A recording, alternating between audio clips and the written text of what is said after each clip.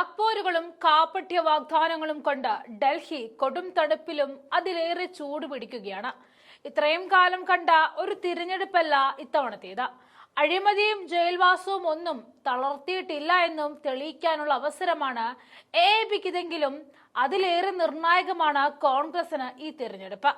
കാരണം നേർക്കുനേർ മത്സരിക്കുന്ന ഇന്ത്യ സഖ്യത്തിലെ ഇരു പാർട്ടികളിൽ മമതയും അഖിലേഷ് യാദവും പിന്തുണ നൽകിയത് കെജ്രിവാളിനാണ്. അതുകൊണ്ട് തന്നെ തീർത്തും ഒറ്റപ്പെട്ട കോൺഗ്രസിന് ഒറ്റയ്ക്ക് നിന്നാലും ഞങ്ങൾക്ക് തന്നെ വിജയമെന്ന് തെളിയിച്ചു കാണിച്ചു കൊടുക്കണം. ബി.ജെ.പി സംബന്ധിച്ച് അഭിമാന പ്രശ്നമാണ്. തലസ്ഥാനം കൈക്കലാക്കുക എന്ന ഒറ്റ ലക്ഷ്യത്തിന് പുറത്ത് കെജ്രിവാളിനെയും ഉപമുഖ്യമന്ത്രിയെയും അടക്കം ജയിലിൽ അയച്ചിട്ടും ജനങ്ങൾക്ക് തങ്ങളെ സ്വീകരിച്ചോ ഇല്ലയോ എന്ന ഭാഗ്യ പരീക്ഷണത്തിലാണ്. അതിനിടയ്ക്ക് ബി.ജെ.പി സ്ഥാനാർത്ഥിയുടെ കാര്യത്തിൽ ഒരു തീരുമാനമെടുക്കാൻ നിയോഗിക്കപ്പെട്ടിരിക്കുകയാണ് തിരഞ്ഞെടുപ്പ് കമ്മീഷന്. വോട്ടർ പട്ടികയിൽ ക്രമക്കേടുണ്ടെന്നും ന്യൂഡൽഹി മണ്ഡലത്തിലെ ബി.ജെ.പി സ്ഥാനാർത്ഥി പർവേഷ് വർമ്മ വോട്ടിന് പണം നൽകി എന്ന എപിയുടെ പരാതിയിൽ തെരഞ്ഞെടുപ്പ് കമ്മീഷൻ നടപടിയെടുക്കാൻ ഒരുങ്ങുകയാണ്. ഇതിൽ അന്വേഷണം നടത്തി നടപടിയെടുക്കുവാനാണ് തെരഞ്ഞെടുപ്പ് കമ്മീഷൻ ഡൽഹിയിലെ മുഖ്യ തെരഞ്ഞെടുപ്പ് ഉദ്യോഗസ്ഥന് നിർദ്ദേശം നൽകിയിരിക്കുന്നത്. വർമ്മ മാതൃകാ പെരുമാറ്റച്ചട്ടം പരസ്യമായി ലംഘിക്കുകയാണെന്നും എന്നാൽ കാവി പാർട്ടിയുടെ സമ്മർദ്ദത്തിന് വഴങ്ങി തിരഞ്ഞെടുപ്പ് ഉദ്യോഗസ്ഥർ നടപടി എടുക്കുന്നില്ല എന്നും യോഗത്തിന് ശേഷം മാധ്യമങ്ങളോട് സംസാരിച്ച മുൻ ഡൽഹി മുഖ്യമന്ത്രി അരവിന്ദ് കെജ്രിവാൾ പറഞ്ഞിരുന്നു. പിന്നാലെയാണ് ഒരു നീക്കുപോക്കുമായി തിരഞ്ഞെടുപ്പ് കമ്മീഷൻ എത്തിയത്. പണം വിതരണം ചെയ്യുന്നു, തൊഴിൽ ക്യാമ്പുകൾ നടത്തുന്നു, യുവാക്കൾ രജിസ്റ്റർ ചെയ്യുന്നു, കണ്ണട വിതരണം ചെയ്യുന്നു, എക്സിൽ പരസ്യമായി പോസ്റ്റ് ചെയ്യുന്നു. ഇവയെല്ലാം നിയമവിരുദ്ധമാണ്.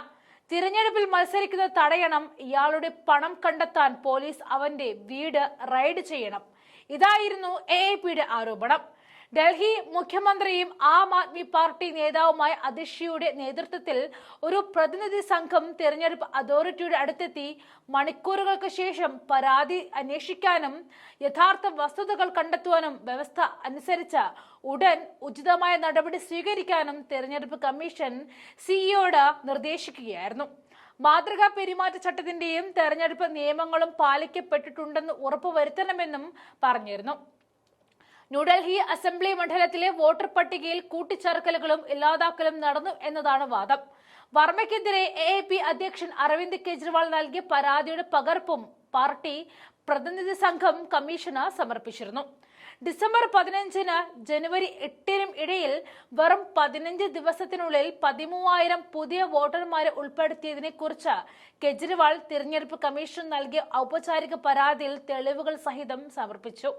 പക്ഷേ ഇത് ബി.ജെ.പി ശക്തമായി തന്നെ നിരസിച്ചു. അയൽ സംസ്ഥാനങ്ങളായ ഉത്തർപ്രദേശ്, ബീഹാർ എന്നിവിടങ്ങളിൽ നിന്നുമാണ് പുതിയ വോട്ടർമാരെ കൊണ്ടുവന്നത് എന്നും തെരഞ്ഞെടുപ്പ് ഫലങ്ങളിൽ മാറ്റം വരുത്തുവാൻ ബി.ജെ.പി ഒരു പദ്ധതി ആസൂത്രണം ചെയ്യുന്നു എന്നുമുള്ള കെജ്രിവാളിന്റെ ആരോപണം ഭയത്തിൽ നിന്നും ഉടലെടുത്തത് ആണെന്നാണ് ബി.ജെ.പിയുടെ ആരോപണം.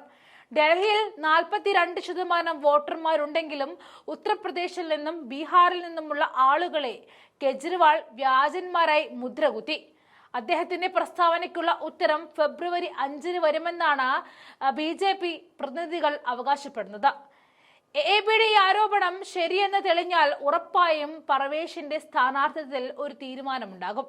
പക്ഷേ കേന്ദ്രത്തിന്റെ സ്വന്തമായ തെരഞ്ഞെടുപ്പ് കമ്മീഷൻ അത്തരത്തിലൊരു നടപടിയിലേക്ക് കടക്കുമോ ഇല്ലയോ എന്നതാണ് ഇനി അറിയേണ്ടത്.